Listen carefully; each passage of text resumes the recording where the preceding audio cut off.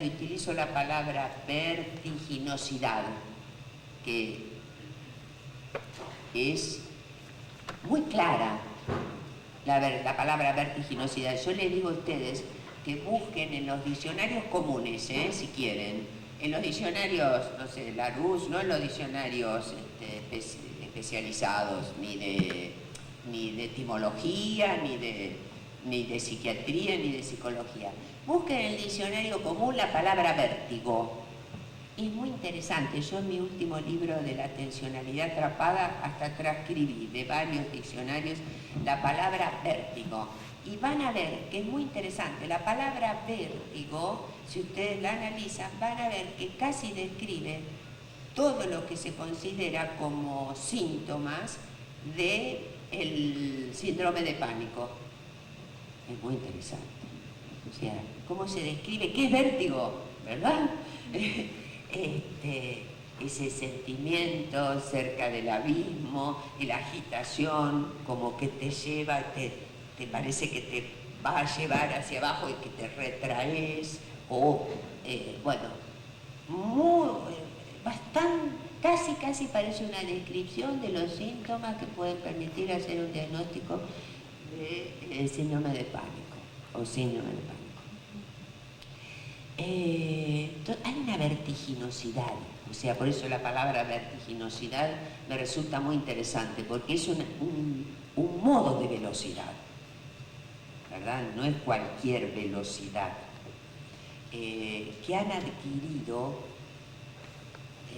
no solo las nuevas tecnologías, pero quizás las nuevas tecnologías nos dan como una muestra. O sea, lo que yo ahora voy a pasar a decir son cosas conocidas por todos. Incluso hay chistes muy buenos. El otro día me contaron un chiste que se los voy a contar, que me pareció muy interesante. Decía, ¿cómo se sabe si una persona... Muy interesante, ¿verdad? Mostrando esto que es vox populi, pero que nosotros tenemos que darle lugar al interior de nuestras teorías y nuestro modo de intervenir, ¿no? Es decir, el chiste decía así, ¿cómo se hace para saber si una persona tiene más de 50 años? Entonces yo dije, no sé, dice, si usa el celular para hablar por teléfono. No estaba bien, estaba bien. Si usa el celular para hablar por teléfono, tiene más de 50 años, ¿no? Bueno, cuando se explican los chistes pierden la gracia, ¿no? Porque eso es lo que tiene de bueno el chiste, que da lugar hay algo guardado que el otro construye, que uno le atribuye la posibilidad de entender aquello que se guarda, ¿no? Pero que no se esconde. Sí, porque... yo diría que a veces a lo mejor ni siquiera de más de 50 años, ¿no?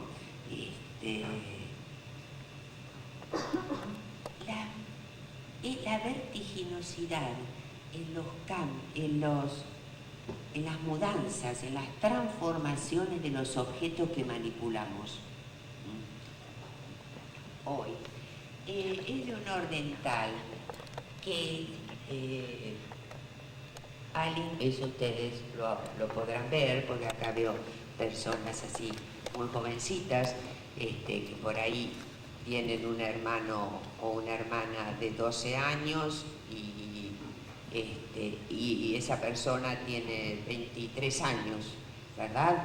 O un hermano de 16 años y tiene un hermanito de 8 y otro de 3. Estos 3 hermanitos, a veces yo los escucho y los recibo hacia, a veces no solo en el consultorio, sino en la vida diaria, y ellos dicen, los mayores, yo ya no entiendo a mi hermanito. O sea, no entiendo a mi hermanito. El modo como él se desarrolla, como las palabras que usa, el modo como se relaciona con los compañeros, el modo como se relaciona con los objetos, ¿verdad? Un cambio que, como les decía antes, en el siglo pasado estaban entre los abuelos y los nietos, ¿verdad? Y entonces los padres tenían, los adultos padres, tenían algo que yo no estoy hablando que el tiempo pasado era mejor, ojo, no, es decir, yo quiero como detenerme un poquitito a analizar estas diferencias para poder justamente darles el lugar de diferencia que no es ni mejor ni peor, sino diferente. Entonces, los padres, y no hace mucho,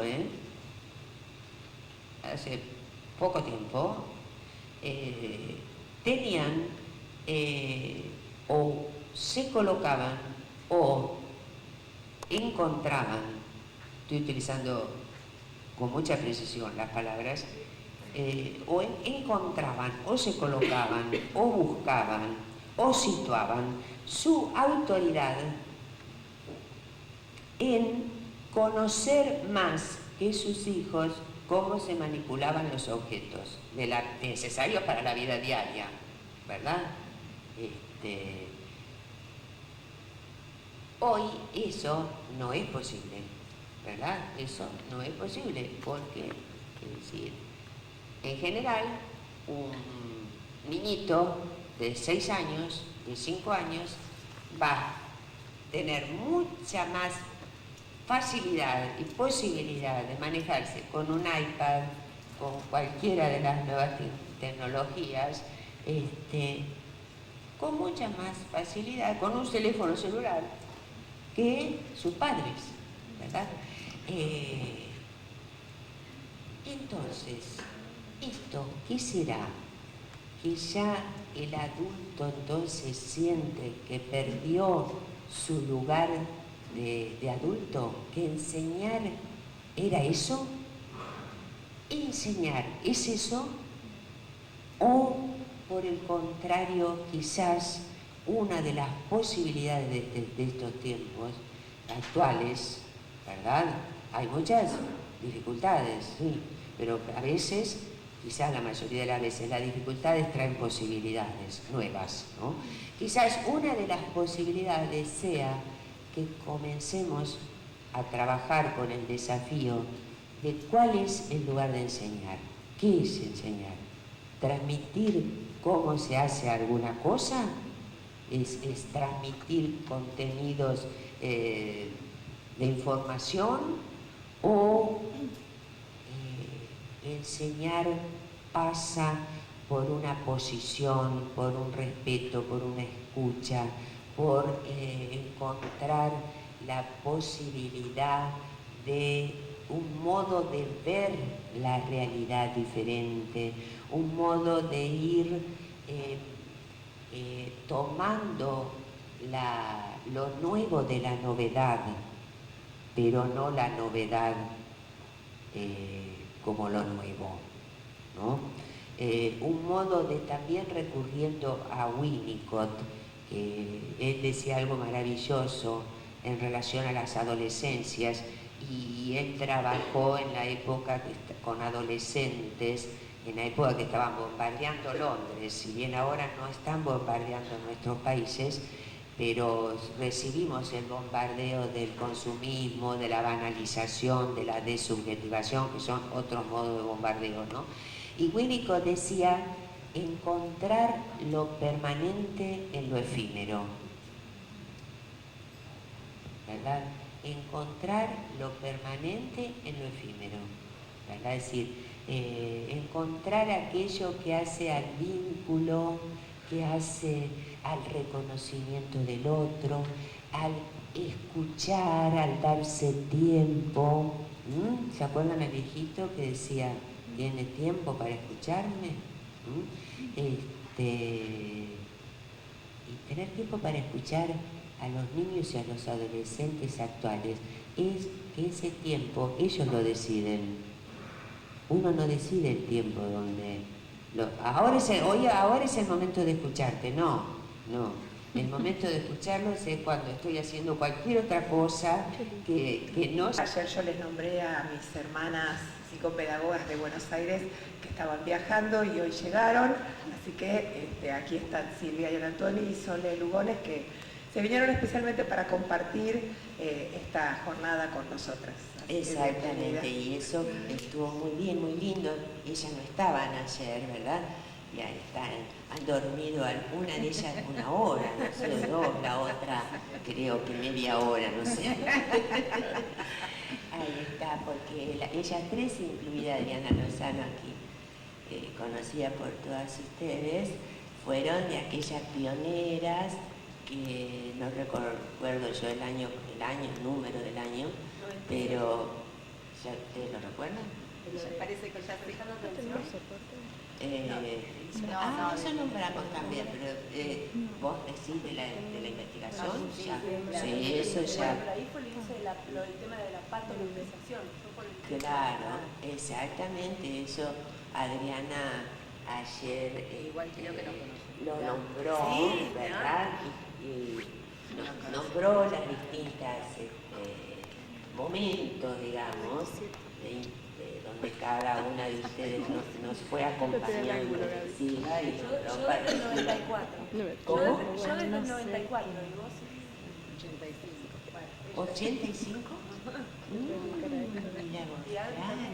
O sea que ya el año que viene estamos cumpliendo, Silvia, ¿cuántos años? No saquemos No exageremos, entonces, también la psicopedagogía necesita irse historizando y esta historización no es ajena al trabajo y a la presencia concreta de cada uno de nosotros y de cada uno de ustedes, ¿verdad? Porque esa historia se va haciendo, como decía ayer Adriana cuando me presentó, ella dijo muchas cosas, pero también dijo que encontraba en mí como que era una portavoz. Y me gustó mucho eso que dijiste, Adriana, ya que lo comenté ayer y hoy te lo vuelvo a decir. Porque sí, yo me siento así, con esa, de algún modo, un cierto privilegio y una responsabilidad de en algunos casos ser la voz de aquellos que tienen con voces que a veces no se escuchan, las voces de nuestros atendidos y las voces de muchos profesionales, maestros, psicopedagogos, pedagogos, psicólogos que están trabajando y haciendo experiencias maravillosas, pero que ellos mismos, probablemente algunos de ellos, no legitiman sus saberes y quedan más guardaditos, más perdidos. Y bueno, quizás yo he tenido esa posibilidad de ser aquella portavoz, portaescrita también, ¿no? Bueno, y entonces, hoy yo voy a bajar de acá arriba, ¿no? Pero voy a tener que ir, está bien, voy a tener que ir subiendo y bajando. Alicia, ¿querés que yo me suba y voy moviendo el cañón y vos te No, porque no es necesario, Adriana. Por ahí Bueno, después sí, si me canso de subir y bajar, te digo. Bueno, Ah, sí. Acá esta frase estaba buena para comenzar. Alicia, Yo la estoy tapando. es para darle emoción. Está buena. Dijimos la lógica del éxito y miremos la frase. Hoy más que nunca se vuelve imprescindible recuperar la alegría, que de esto estuvimos un poquito hablando ayer, como modo de establecer espacios donde la autoría de pensamiento pueda tornarse más fuerte. Y ahí aparece ese por qué hoy, ¿no? Y cómo salir de esa lógica del éxito, cómo encontrar otro tipo de lógica. Y hablando de lógica del éxito,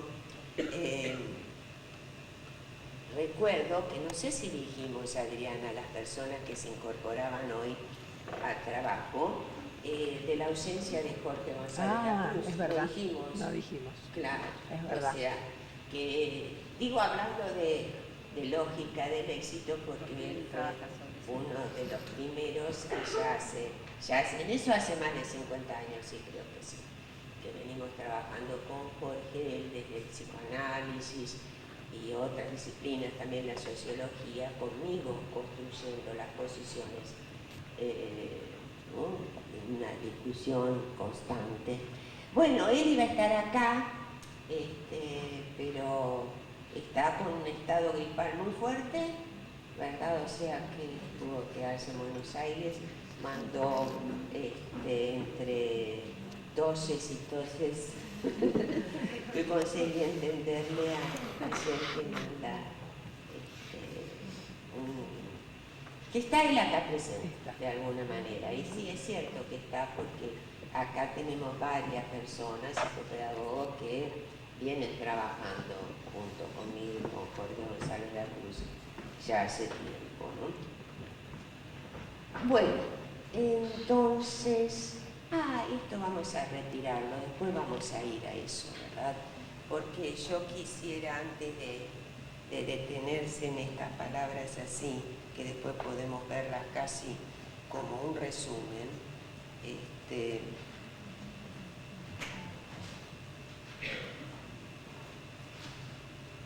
muy chiquititas salieron estas letritas acá. No se ven, ¿eh? ¿Se ven? Allá atrás sí, ahí no. Si ahora salgo yo.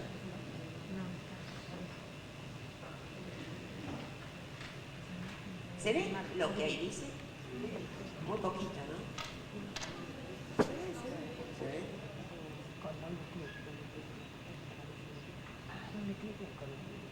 Bueno, ahí hay una pregunta, ¿no?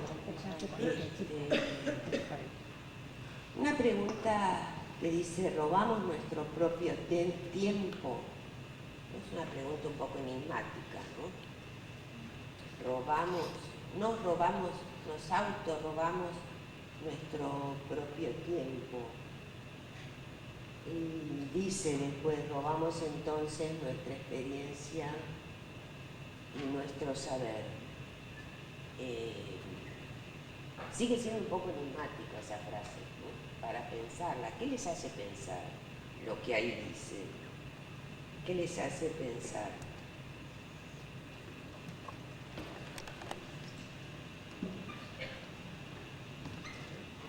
Luego dice, la posibilidad de pensar está siendo atrapada bajo nuevos mecanismos.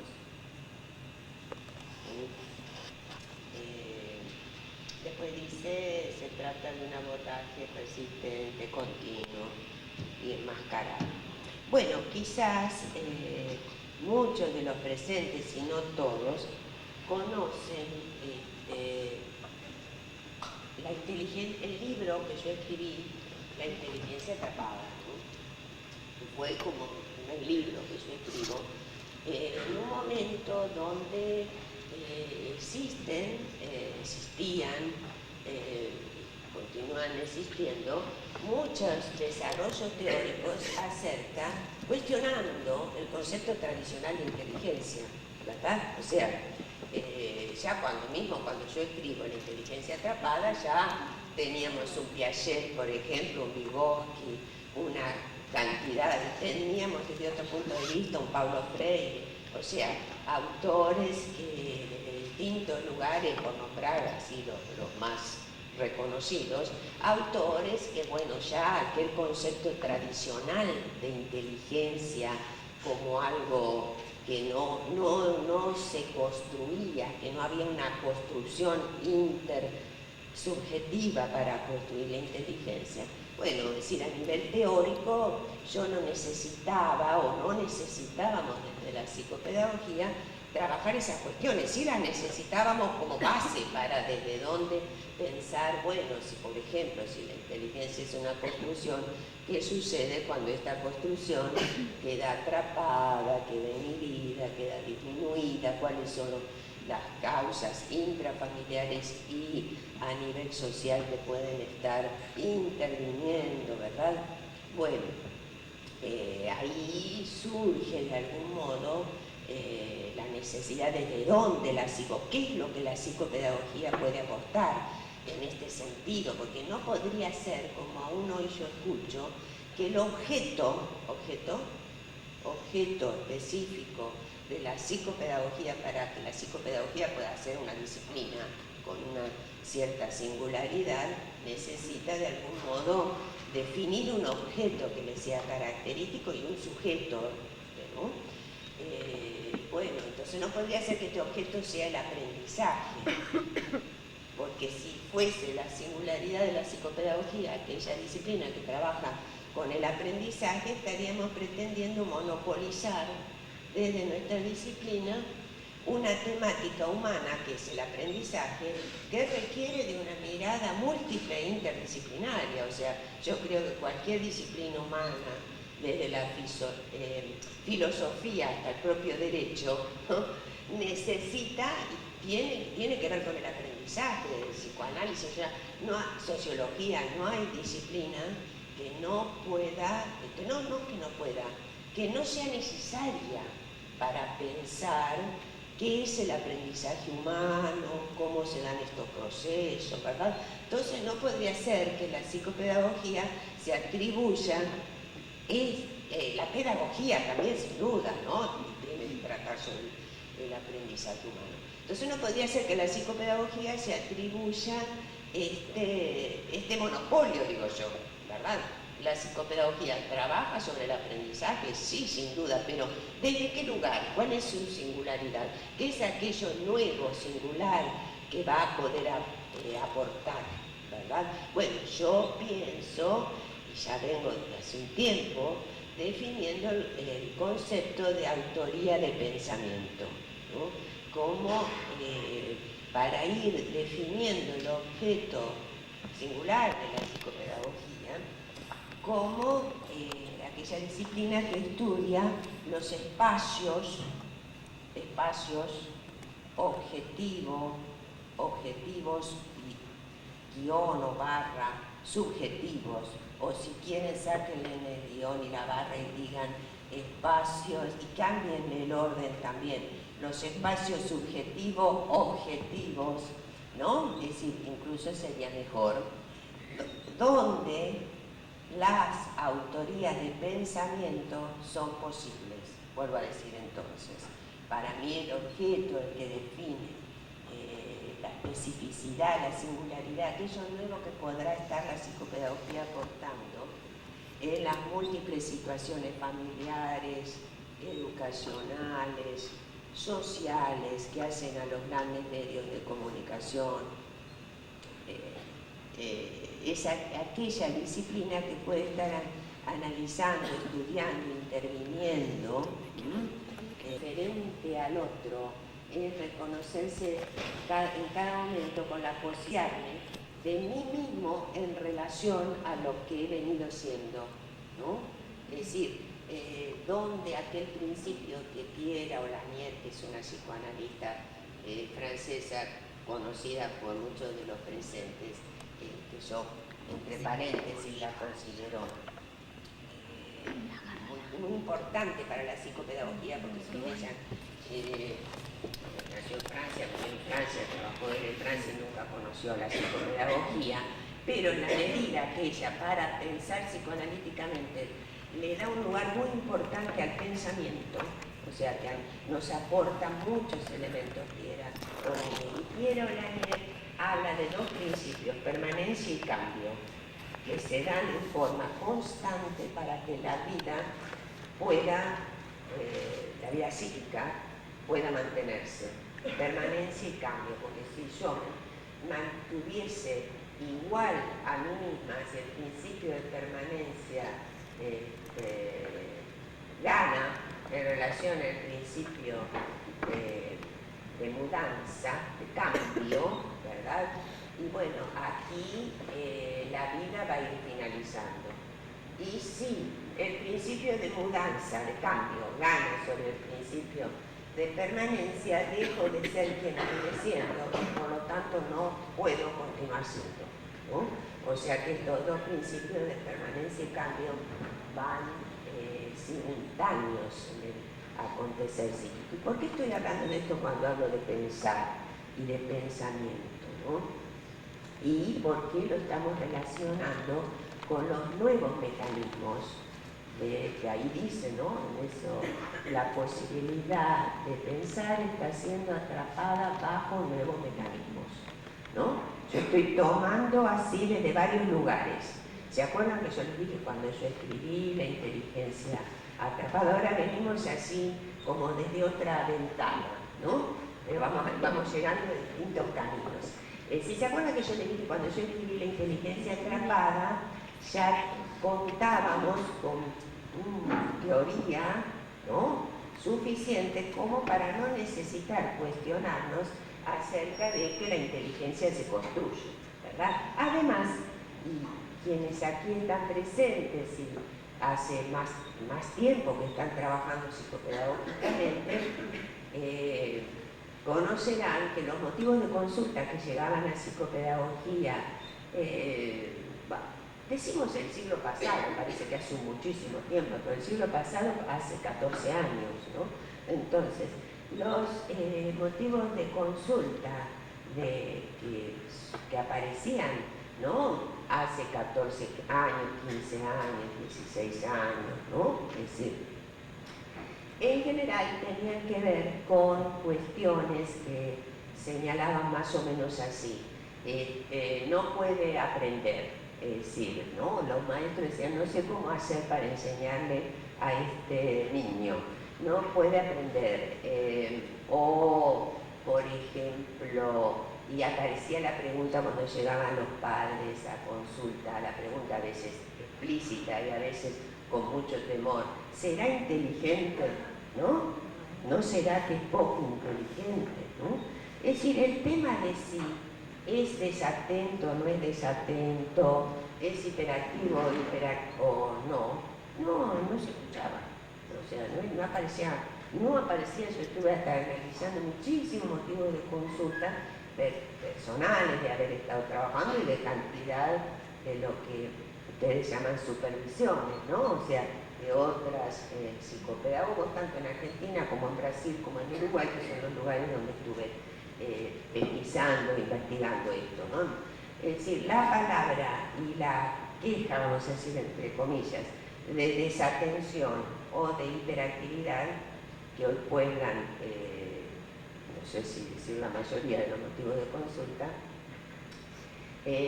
no aparecía nombrada como parte del motivo. Después puede ser que apareciese, ¿verdad? Pero no era aquello que se colocaba.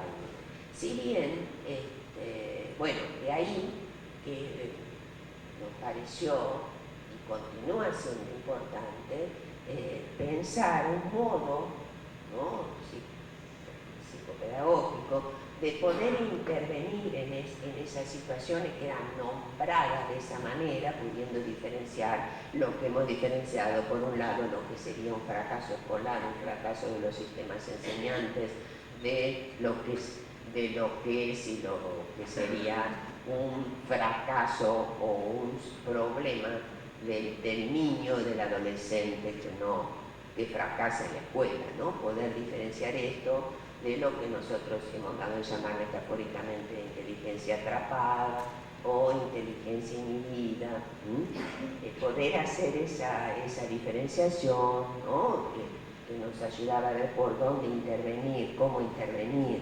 Es decir, fue todo ese tiempo donde conseguimos construir un modelo diagnóstico ya, que dentro de mi propio diagnóstico psicopedagógico se incluyera por lo menos dos cuestiones imprescindibles, que tomase en cuenta lo familiar y lo interdisciplinario, ¿no?, en entender lo que estaba sucediendo ahí y poder, por lo tanto, saber que para trabajar psicopedagógicamente